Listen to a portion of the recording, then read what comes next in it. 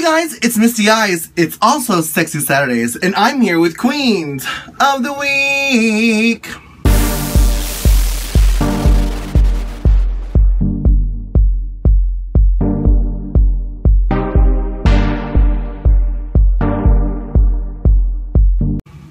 Alright, this week our topic is from Eve Summers, and she's feeling a little lesbianic, meaning she wants to know if we're feeling kai-kai.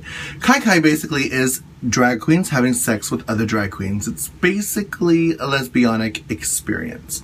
She wants to know if any of us have ever had a kai-kai experience, and if we were dressed up or not dressed up, and she wants to know if we have kind of a crush on any other drag queens, and if we would have sex with them. Well, let me start by saying